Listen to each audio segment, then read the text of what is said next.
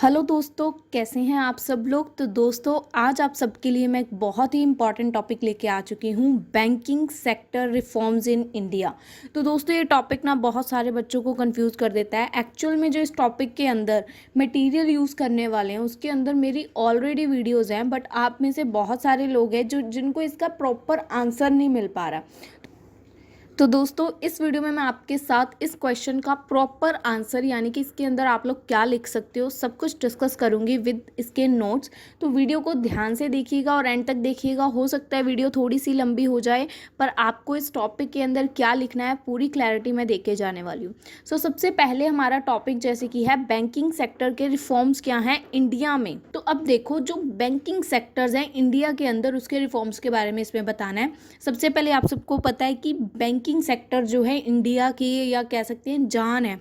अगर एक दिन के लिए भी बैंकिंग सेक्टर्स में इधर से उधर हो जाए ना, तो पूरी इकोनॉमी पे असर पड़ता है। जैसे कि अभी करेंसी चेंज हुई थी, नोटबंदी हुई थी, तो हम सब ने देखा था ना कैसे 2 दिन के अंदर पूरा शहर हिल गया था। तो वही चीज़ है यहाँ पे। Banking sector is the heart of all economic activities. Country के जितने भी मतलब कुछ भी अगर बैंकिंग सेक्टर्स में होता है ना, तो पूरी कंट्री पे उसका असर पड़ेगा। And the small change in its regulation affect the entire economy. छोटा सा भी चेंज पूरी इकोनॉमी को हिला के रख देगा, जिसकी एग्जांपल हम लोगों ने देखी थी। जैसे कि डीमोनेटाइजेशन हुआ था और इसने हम सबको, यानी कि इसका असर हम एक एवरी सिंगल पर्सन के ऊपर इसका असर पड़ा था। तो वही एग्जांपल यहाँ पे दी हुई है। Example we have all seen, हम सब ने देखा था जब डीमोनेटाइजेशन आया था इसने कैसे हमारे ऊपर असर डाला था। ठीक है। Banking sector reforms started with the objective. Banking sector reforms का एक्चुअल में ऑब्जेक्टिव क्या होता है कि इन्होंने इम्प्रूव करनी होती है बैंकिंग सेक्टर्स की ओवरऑल परफॉर्मेंस को। ठीक है। इंडिया में बैंकिंग सेक्टर्स की परफॉर्मेंस जितनी भी है ओवरऑल उसको इम्प्रूव करने के लिए हम लोग बैंकिंग सेक्टर रिफॉर्म्स को लेके आते हैं। ये एक तरह से हम लोग कह सकते हैं कुछ नए नए चेंजेस आते जाते हैं। तो इसके अंदर सबसे पहला जो चेंज बैंकिंग सेक्टर रिफॉर्म्स में इन्होंने लाया था, नरसिम्हा कमेटी 1, जो कि 1991 में आई थी। और ये हमारा इंडियन बैंकिंग रिफॉर्म्स का फर्स्ट फेज होता है, उसकी का पॉइंट है। सो दोस्तों, सबसे पहले हम लोग देख रहे हैं जो हमारी कमेटीज़ हैं। ठीक है। हमारी बेसिकली 2 कमेटीज़ हैं हमारे पास यहाँ पे। नरसिम्हा कमेटी 1 जो कि रिलेटेड है फाइनेंशियल सिस्टम से, और Narasimha committee 2 which is related to banking sector. ठीक है। ये 1991 में आई थी और ये 1998 में आई थी। सबसे पहले हम लोग देख रहे हैं नरसिम्हा कमेटी 1। देखो, पहले जब वो पहली कमेटी आई ना, तो उसने कुछ सुझाव दिए हमारी गवर्नमेंट को कि ये कुछ मेरे सुझाव हैं कि बैंकिंग सिस्टम में ये चीज़ों का सुधार होना चाहिए। तो उसके बारे में उसने कुछ सुझाव दिए और उन सुझावों को इम्प्लीमेंट भी किया गया। तो हम यहाँ पे देखेंगे कौन से सुझाव दिए, किनको रखा गया, किनको मतलब खारिज यानी कि मना कर दिया गया कि उनको अप्लाई नहीं किया जाएगा, किनको अप्लाई किया गया। तो दोनों कमेटीज़ के अंदर बेसिकली हम लोग यही देखेंगे क्या सुझाव मिले और क्या अप्लाई कर दिए और क्या छोड़ दिए गए। ठीक है। सबसे पहले रिकमेंडेशंस नरसिम्हा कमेटी 1 1991। जो हमारी नरसिम्हा कमेटी 1 है ना, इसको बैंकिंग सेक्टर्स का फादर माना जाता है, फादर्स ऑफ बैंकिंग सेक्टर। क्यों? क्योंकि इस कमेटी ने आते ही विद इन 3 मंथ्स इसने गवर्नमेंट को कुछ रिकमेंडेशंस प्रोवाइड की थी जो कि एक्सेप्ट भी कर ली गई थी। गवर्नमेंट को इस कमेटी ने आते ही पहले 3 महीनों के अंदर कुछ ऐसे सुझाव दिए जो गवर्नमेंट को बहुत पसंद आए और उसको उन्होंने एक्सेप्ट भी कर लिया। अब देखिए जो नरसिम्हा कमेटी है दोस्तों, देखिए जो जो मैं बोलूँगी ना आप लोगों को वही करना मतलब नोट्स में लेना है इसमें से, क्योंकि ये नोट्स मेरे हैं थोड़े पुराने बने हुए हैं, जब मैं स्टडी करती थी तब के बने हुए हैं। बट ये आपके आज के टाइम पे भी सेम एग्जैक्ट चलेंगे क्योंकि ये सेम है, मैंने सारा चेक कर लिया है। इसी वजह से मैं इसके ऊपर वीडियो लेके आ रही हूँ ताकि आपको कोई दिक्कत ना आए। तो जहाँ से मैं पढ़ रही हूँ वहीं से आपको लाइंस लिखनी है। जैसे कि ये वाला मैं नहीं पढ़ूंगी, ठीक है, यहाँ तक। तो यहाँ से पढ़ेंगे तो यही आपको नोट डाउन करना है। अब देखो यहाँ पे हमने यहाँ तक लिख लिया कि 3 मंथ्स के अंदर उसको जो रिकमेंडेशन दी गई थी गवर्नमेंट को वो एक्सेप्ट भी हो गई।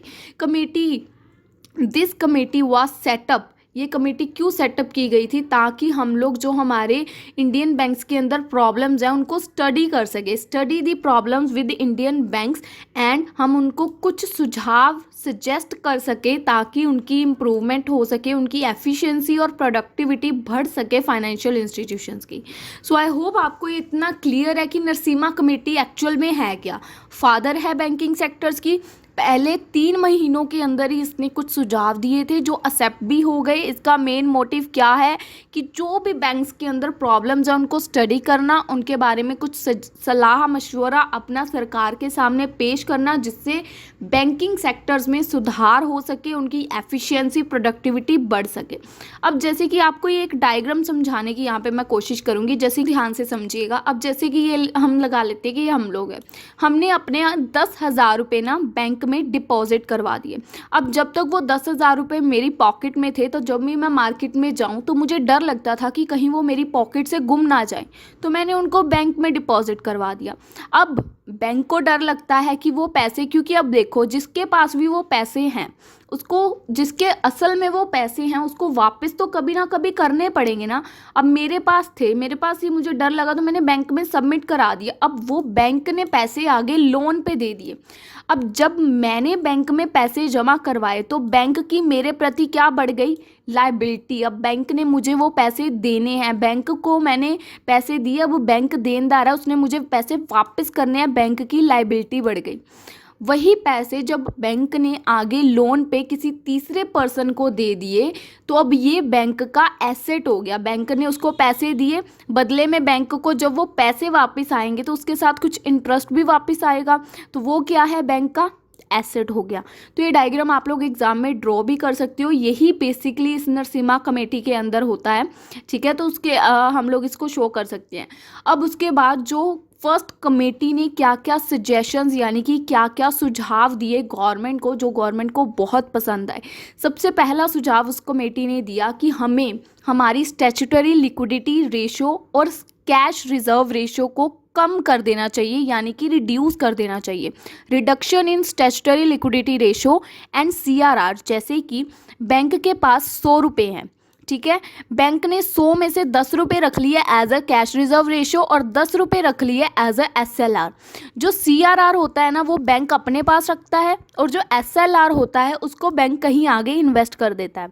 अब देखो बैंक के पास 100 थे, 10 उसने CRR रख लिया, 10 उसने SLR रख लिया, तो उसके पास 80 रुपये बचे जो उसने लोन के लिए दिए, ठीक है। तो उन्होंने कमेटी ने क्या रेकमेंड किया कि जो बैंक ये पैसे, चलो ये वाले तो बैंक इन्वेस्ट कर रहा है कहीं ना कहीं, ये वाले बैंक खुद के पास रख रहा है, क्या ये पड़े पड़े बढ़ जाएंगे, नहीं। तो उन्होंने सजेशन किया कि ये परसेंटेज जो जहाँ पे ये 10% यहाँ रख रहा है, 10 यहाँ रख रहा है, तो इसको कम कर देते हैं। कम करने से क्या होगा, जो लोन देने वाले पैसे हैं वो 80 की जगह 90% बचेंगे। तो 90% जब हम लोन देंगे तो उसके ऊपर इंटरेस्ट भी तो लगेगा, वो जो हमारे CRR और SLR के पैसे थे उस पर भी इंटरेस्ट हम लोग रिसीव कर पाएंगे, which is beneficial for banking sector, जो हमारी बैंकिंग सेक्टर को हेल्प करेगा।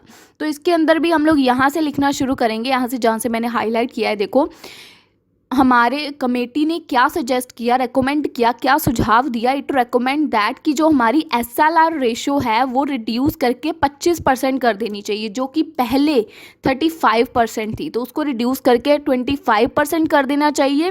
और हमारी जो कैश रिजर्व रेशो है उसको रिड्यूस करके 10% कर देना चाहिए, जो कि पहले 20% थी। तो उन्होंने सजेशन देते हुए ये बताया कि जब हम लोग इसको रिड्यूस करेंगे, when reduce these ratios banks would have more funds, banks के पास लोन देने के लिए यहाँ पे ज़्यादा पैसे बच जाएंगे ना, तो उनके हाथों में ज़्यादा पैसे होंगे तो वो लोन दे पाएंगे। इससे क्या होगा, कमेटी ने ये भी रेकमेंड किया कि इससे बैंक्स को जो इंटरेस्ट है, जो उनका CRR बैलेंस है, जो वैसे ही बैंक में पड़ा रहना था, उनको कहीं पे इन्वेस्ट तो करते नहीं थे वो, तो जो ऐसे ही पड़ा रहना था उस पर भी बैंक को अब इंटरेस्ट रिसीव होने लगेगा। तो पहली रेकमेंडेशन क्या थी कि इसको हमें रिड्यूस करना है, जो कि गवर्नमेंट ने एक्सेप्ट भी की, ठीक है, वो हम लोग एक्सेप्टेंस वाले पॉइंट्स में देखेंगे, आगे आएंगे तो मैं फटाफट वो आपको करवाऊंगी, अभी ध्यान से सुन लेना। ये सुझाव दिया, गवर्नमेंट ने इसको एक्सेप्ट भी कर लिया।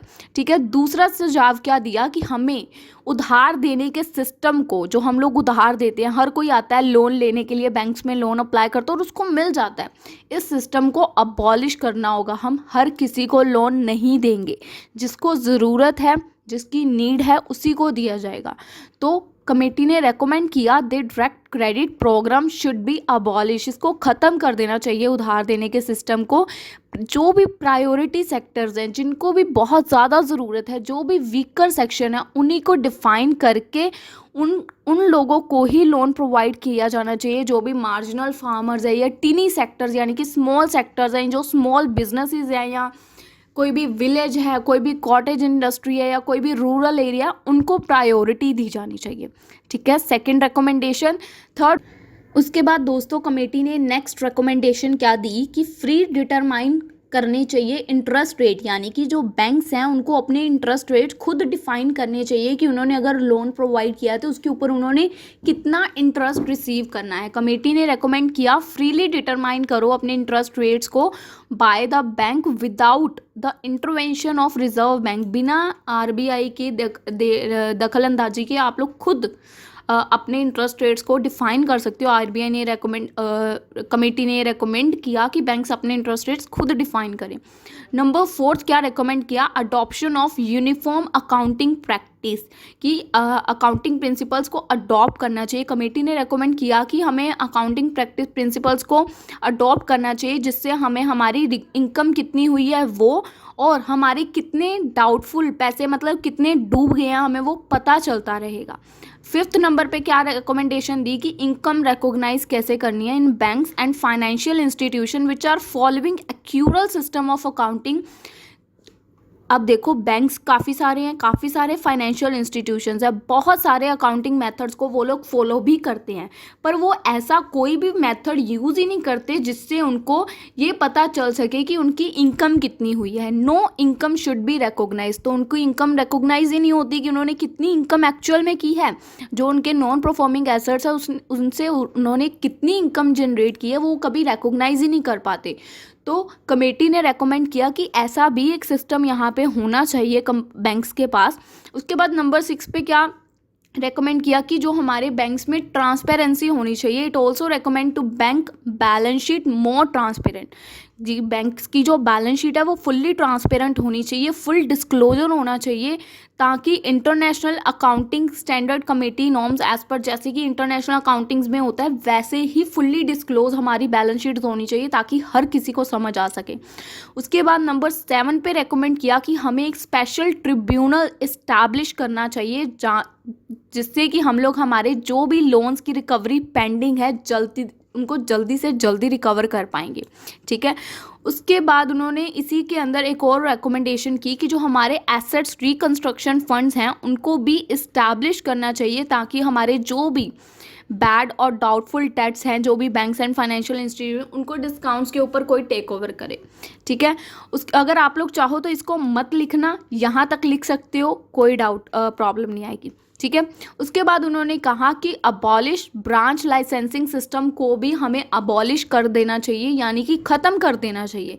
पहले क्या होता था कि एक ब्रांच ओपन होती थी तो दूसरी को क्लोज कर दिया जाता था। अब कमेटी ने रेकमेंड किया कि हमें ऐसा नहीं करना चाहिए, हमें इस सिस्टम को ख़त्म कर देना चाहिए। बैंक्स की ब्रांच उन जगहों पर ज़रूर खुलनी चाहिए जहां उनकी ज़रूरत है, ये नहीं है कि एक जगह खोल रहे हैं तो दूसरी जगह उसको बंद कर दें, नो। ठीक है, उसके बाद उन्होंने रेकमेंड किया कि बैंक्स को कंप्यूटराइज कर देना चाहिए, हर स्टेटमेंट हर चीज़ कंप्यूटर के ऊपर होनी चाहिए।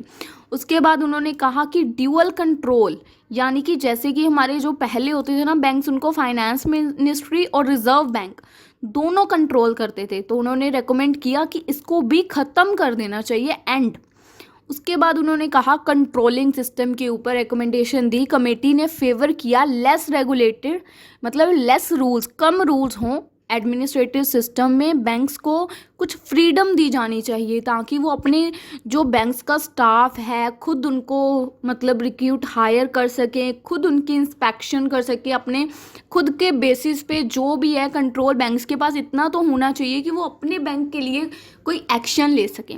तो ये कुछ 10-11 जो सजेशंस हैं हमारी फर्स्ट कमेटी ने दिए, और इनमें से इम्प्लीमेंट यानी कि अप्लाई कितने हुए फटाफट करेंगे अब हमारी इम्प्लीमेंटेशन, क्योंकि उसी में से है।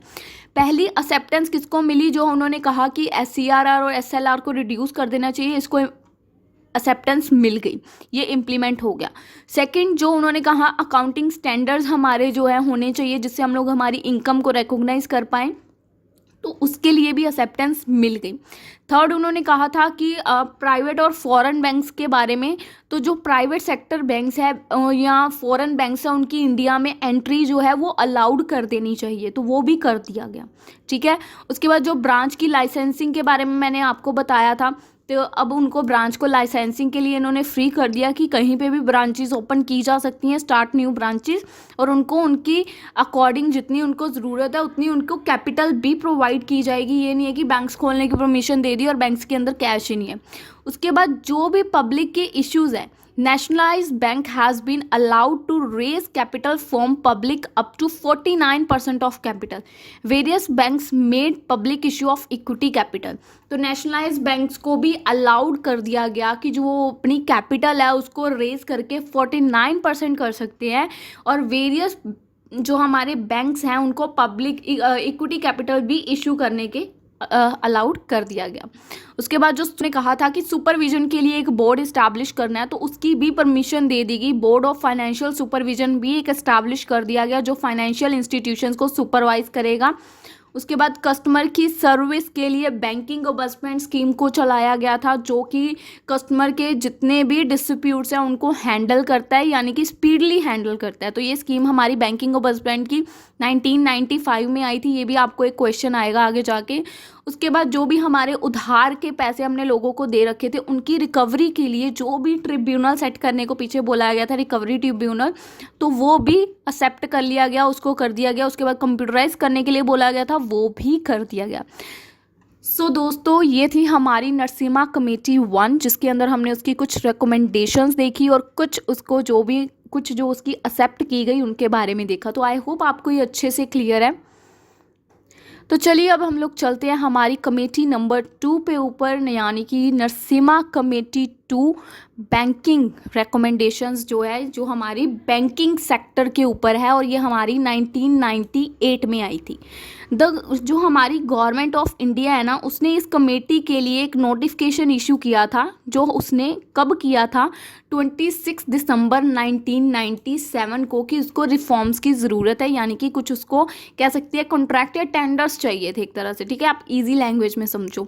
तो एक बैंकिंग सेक्टर रिफॉर्म ने कमेटी ने उसके लिए कुछ अपनी रिपोर्ट सबमिट की फाइनेंस मिनिस्टर को, कब, 23 अप्रैल 1998 में, जिसमें उनका मेन ऑब्जेक्टिव क्या था कि उन्होंने बैंकिंग सेक्टर रिफॉर्म्स को इस्टेब्लिश करना, स्ट्रॉन्ग बनाना है, उनको एफिशिएंट बनाना है, उनको प्रॉफिटेबल बैंकिंग सिस्टम बनाना है। ठीक है, तो जिसकी वजह से वो सिस्टम एक्सेप्ट भी हुआ। पहले तो इन्होंने कमेटी ने, जो नरसिम्हा कमेटी 2 है, इन्होंने क्या मेन रिकमेंडेशंस दी, इन्होंने रिकमेंडेशंस दी कि हमें ना पहले तो बैंकिंग सेंटर्स की स्ट्रेंथ को मेजर करना चाहिए कि बैंक्स के पास कितनी एसेट्स हैं, बैंक्स की कितनी लाइबिलिटीज़ हैं, बैंक्स के कितने नॉर्म्स हैं, कितनी रिक्वायरमेंट्स हैं, सब हमें मेजर करना चाहिए। सेकेंड, हमें उसके सिस्टम और मेथड्स को के बारे में इंफॉर्मेशन चाहिए। थर्ड, हमें उसके स्ट्रक्चर के बारे में उन्होंने रिकमेंडेशंस दी, और ये हमें 5-6 रिकमेंडेशंस दिए जो हम सीधा पॉइंट्स में देखते हैं। सबसे पहले हमें बताया रेकमेंड किया गया कि हमें उसकी स्ट्रेंथ देखनी चाहिए, यानी कि कितनी कैपिटल है, कितने एसेट है, कितनी लाइबिलिटीज़ हैं, ये वगैरह। सबसे पहले कैपिटल देखते हैं। To improve the strength of the Indian banking system, committee ने क्या रेकमेंड किया गवर्नमेंट को कि हमें उसकी जो कैपिटल एडिक्वेसी रेशियो है ना, उसको बढ़ा देना चाहिए, इंक्रीज़ कर देना चाहिए, जिससे क्या होगा, दिस वुड ऑल्सो इम्प्रूव, जो उनकी, इससे क्या होगा, जो उनकी रिस्क टेकिंग एबिलिटी है वो बढ़ जाएगी। तो कमेटी ने टारगेट किया कि जो उनकी कैपिटल एडिक्वेसी रेशियो है ना, वो 8% से बढ़ के 10% हो जाए। ठीक है, raising the capital adequacy ratio two 10% from its present level 8%। 8% से बढ़ाकर उसको 10% कराने पे कमेटी ने जोर दिया। तो कैपिटल एडिक्वेसी रेशियो फर्स्ट ये इंक्रीज़ की। सेकंड उन्होंने मेजर किए कि कंपनी जो हमारे बैंकिंग सेक्टर्स के पास एसेट्स की क्वालिटी क्या है, नॉन परफॉर्मिंग एसेट्स क्या हैं, कि डायरेक्ट जो उधार देने वाले एसेट्स क्या हैं। तो कमेटी ने यहाँ पे पहले तो रेकमेंड किया कि हमारे जो भी सीधा ही हम लोग ना ऐसे करते हैं, जो पैसे नहीं आ रहे उनको सीधा ही डाउटफुल कंसीडर कर देते हैं। तो कमेटी ने ऐसे यहाँ पे रेकमेंड किया कि कोई भी चीज़ तब तक हम लोग डाउटफुल कंसीडर नहीं करेंगे जब तक उसके 18 मंथ्स नहीं हो जाते, यानी कि 18 मंथ्स तक उसकी कोई भी इंस्टॉलमेंट, कोई भी पेमेंट नहीं की गई, तब जब तक वो सब स्टैंडर्ड कैटेगरी में नहीं आ जाती, यानी कि 18 मंथ्स तक कुछ भी उसके अंदर मूवमेंट नहीं हुई, तब तक हम लोग उसको डाउटफुल कंसीडर नहीं करेंगे। जब हम लोग 18 मंथ्स तक उसकी कोई भी होती मतलब हलचल नहीं होती, तो हम लोग उसको लॉस कंसीडर कर लेंगे। हमने आइडेंटिफाई कर लिया कि वो हमारा लॉस है, पर फिर भी हम लोग उसको रिटर्न ऑफ नहीं करते हैं कि वो हमारा एक्चुअल में लॉस है, क्योंकि वो नॉन परफॉर्मिंग एसेट होते हैं। तो कमेटी ने यहाँ पे सेकेंड रेकमेंड क्या किया, कमेटी रेकमेंड दैट द जो ऑब्जेक्टिव है should be to reduce the, committee ने यहाँ पे रेकमेंड किया कि हमारा यहाँ पे जो मेन ऑब्जेक्टिव है ना, जो हमारे नॉन परफॉर्मिंग एसेट्स हैं उनको रिड्यूस करने का है। तो जो बैंकिंग सेक्टर्स ने पहले उसको 5% से रिड्यूस 5% तक लेके आए, रिड्यूस करके 2000 तक। उसके बाद उन्होंने उसको रिड्यूस किया 3% तक, 2002 तक वो 3% रह गया था, और उन्होंने ये प्रॉमिस किया था कि आने वाले फ्यूचर ऑफ ईयर्स में वो 3% से 0% पे आ जाएगा। ठीक है, उसके बाद थर्ड कमेटी ने इसी के अंदर क्या रेकमेंड किया कि गवर्नमेंट को एडवांस गारंटी, जो गवर्नमेंट हमें एडवांसेस देती है, जो गारंटी करती है कि वो एडवांसेस देगी, वैसे ही गवर्नमेंट को नॉन प्रॉफिट एसेट्स को भी गारंटी करना चाहिए, और उनको सेपरेटली एक कहते हैं कि फुल्लर डिस्क्लोजर करके उसको शो भी करना चाहिए, ताकि उसके बारे में भी पता चले, क्योंकि नॉन परफॉर्मिंग एसेट्स के बारे में किसी को पता ही नहीं चलता है, क्योंकि वो कहीं पे भी शो नहीं किए जाते। ठीक है, और बैंक्स को ये भी रेकमेंड किया कि अगली बार से कोई भी फ्रेश लोन देने से पहले, कहीं पे भी पैसे फंसाने से पहले 100 बार सोचिए, और अगर आपको कोई भी कस्टमर ट्रबल वाला लग रहा है, जो लग रहा है कि फ्यूचर में जाके पैसे रिटर्न नहीं करेगा, तो उसके साथ कॉन्ट्रैक्ट करना अवॉइड करें। ठीक है, उसके बाद रिकमेंडेशन क्या थी, प्रूडेंशियल नॉर्म्स और डिस्क्लोजर रिक्वायरमेंट्स के बारे में। अब इन कमेटी ने क्या रेकमेंड किया कि हमारी जो भी इनकम्स होती हैं वो हम लोग, अगर हमें तो कंटिन्यूसली हर मंथ पैसे आ रहे हैं तो वो हमारी इनकम है, पर अगर उसकी कई इंस्टॉलमेंट आनी जैसे कि बंद हो गई, यानी कि लास्ट 180 डेज से हमें उसकी कोई भी इंस्टॉलमेंट नहीं आई, ठीक है, तो हम लोग उसका क्या करेंगे। तो कमेटी ने वहाँ पे रेकमेंड किया कि हमें पहले तो इसकी लिमिट जो है 180 डेज से रिड्यूस करके 90 डेज कर देनी चाहिए, ठीक है, जो कि 2002 में हो भी गई थी। बाद कमेटी ने क्या कहा कि एट प्रेजेंट इंडिया में कोई भी जर्नल प्रोविजन स्टैंडर्ड एसेट के ऊपर कोई भी ऐसी रिक्वायरमेंट नहीं है।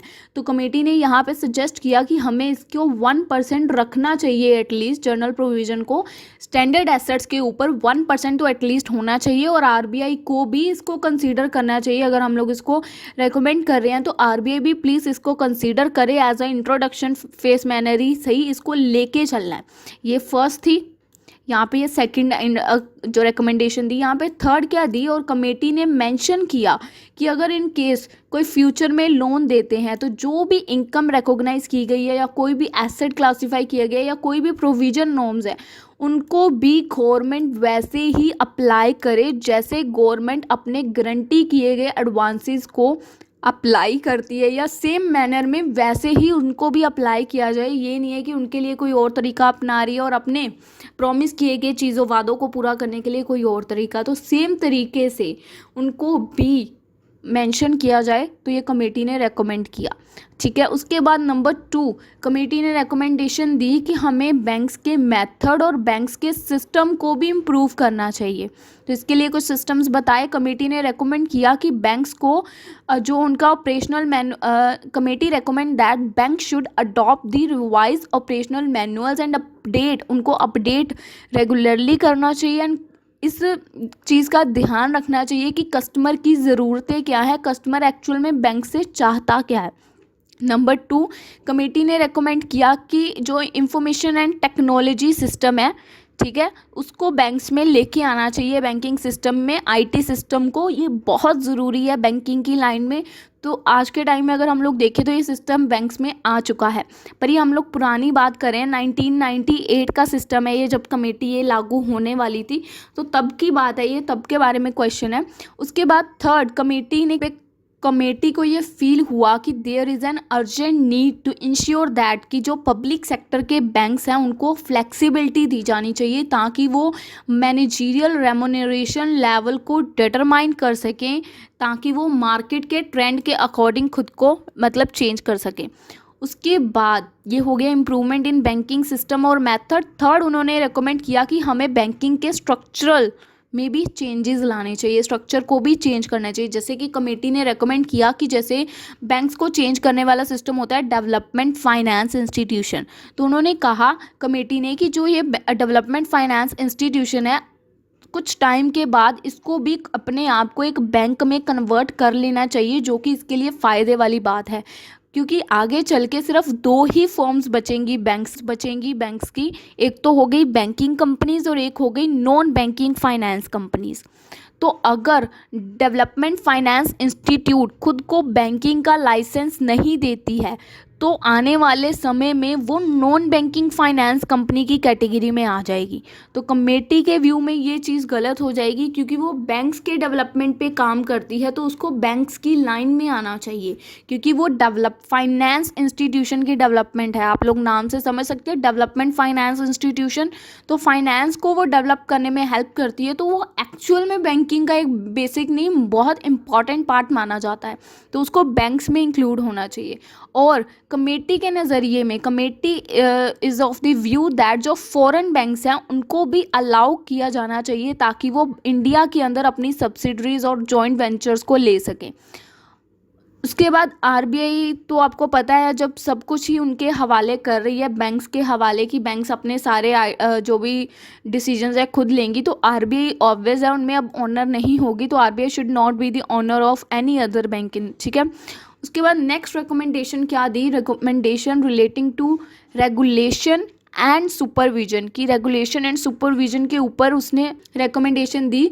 Committee is of the view that कि banks should be required to publish, कि बैंक्स को हाफ ईयरली एक डिस्क्लोजर स्टेटमेंट अपनी जो है पब्लिश करनी चाहिए 2 पार्ट्स के अंदर। फर्स्ट पार्ट के अंदर उसको अपनी जर्नल डिस्क्लोजर देना चाहिए, जिसके अंदर वो अपनी एक जो समरी प्रोवाइड करेंगे अपने पीरियड के अंदर कि उन्होंने क्या क्या काम किया। उसके अंदर उनकी ओवरऑल परफॉर्मेंस होगी, उनकी कैपिटल एडिक्वेसी होगी, इंफॉर्मेशन होगी, बैंक्स की रिस्क मैनेजमेंट सिस्टम, और जो भी अदर एक्शन उन्होंने लिया वो सब कुछ फर्स्ट पार्ट के अंदर इंक्लूड होगा। और सेकंड डिस्क्लोजर के अंदर वो ब्रीफ इंफॉर्मेशन देंगे कि जैसे उनकी कैपिटल एडिक्वेसी रेशियो क्या है, उनके नॉन परफॉर्मिंग एसेट्स के बारे में, और उनकी प्रॉफिटेबिलिटी क्या है।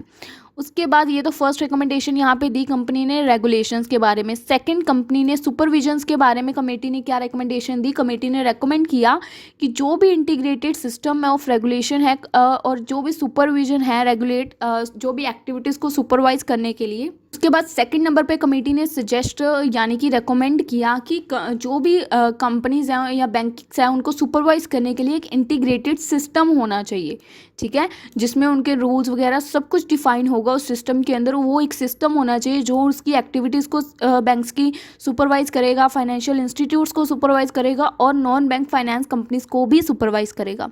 उसके बाद नेक्स्ट रिकमेंडेशन क्या थी कि जो भी उनके लीगल एंड लेजिस्लेटिव फ्रेमवर्क्स हैं उनके एस्पेक्ट्स के बारे में, तो कमेटी ने इसके ऊपर भी कुछ सजेशंस दिए। लीगल फ्रेमवर्क के बारे में उन्होंने कहा कि जो भी लीगल फ्रेमवर्क है उसमें क्लियरली डिफाइन होना चाहिए किसके क्या राइट्स हैं, किसकी क्या लायबिलिटीज़ हैं, ठीक है, क्या कॉन्ट्रैक्ट्स है, कितनी पार्टीज है, सब कुछ सर्विस, जो भी कस्टमर को स्पीडी सर्विस प्रोवाइड की जानी चाहिए, everything should be clearly defined किया जाना चाहिए कंपनी के लीगल फ्रेमवर्क में। यानी कि जो कह सकते हैं कंपनी का जो एक प्रोस्पेक्टस होगा, ठीक है, जैसे हम लोग कॉलेज में एडमिशन लेने जाते हैं तो प्रोस्पेक्टस बाय करते हैं ना, वैसे कंपनीज का भी आता है, ठीक है, लीगल फ्रेमवर्क बोलते हैं। उसके बाद second, committee would like to suggest to banks offices and the place and effective machinery जो है वो भी बैंक्स में जल्दी ही अप्लाई की जानी चाहिए ताकि डेट्स की रिकवरी जल्दी से जल्दी हो सके। उसके बाद थर्डली क्लियरली उन्होंने क्या डिफाइन किया, there is need for clarity कि उनके जो लॉज हैं बैंक्स के रिगार्डिंग या एविडेंस जो भी वो डॉक्यूमेंट्स कंप्यूटर से निकालते हैं उनके बारे में, तो उसके लिए पहले तो उनके पास क्लैरिटी होनी चाहिए रिगार्डिंग टू एविडेंशरी, जो भी एविडेंस वो इकट्ठे करते हैं थ्रू कंप्यूटराइज जनरेटेड डॉक्यूमेंट्स होते हैं, ठीक है। तो उसके लिए उनके पास क्लैरिटी होनी चाहिए। द कमेटी ने रेकमेंड किया कि जो हमें एक ग्रुप है उसको कॉन्स्टिट्यूट करना चाहिए थ्रू आरबीआई, जो कि इसके ऊपर वर्क करेगा, इसके ऊपर डिटेल वर्क करेगा, जो भी इसके मतलब हमारे एविडेंस है उनके ऊपर ध्यान रखेगा, डिटेल में उनके ऊपर सारी छानबीन करेगा। उसके बाद 4th नंबर पे उन्होंने उनको सबको इम्प्लीमेंट किया, सर्टेन लेजिस्लेटिव रिक्वायरमेंट्स जो भी दी गई उनको इम्प्लीमेंट किया, सोर्स ऑफ रिकमेंडेशन, और जो भी उनको सही लगा अकॉर्डिंग टू बैंकिंग स्ट्रक्चर उनको अप्लाई कर दिया गया। तो एक्चुअल में अगर देखा जाए नरसिम्हा कमेटी जो हमारी 2 है, इसमें सिर्फ अभी तक हमने रिकमेंडेशंस देखी पर इसकी इम्प्लीमेंटेशंस नहीं है। तो इसके अंदर आप सिर्फ इसकी रिकमेंडेशंस लिखोगे, इसी के अंदर उन्होंने उसके सुझाव भी बता दिए साथ साथ।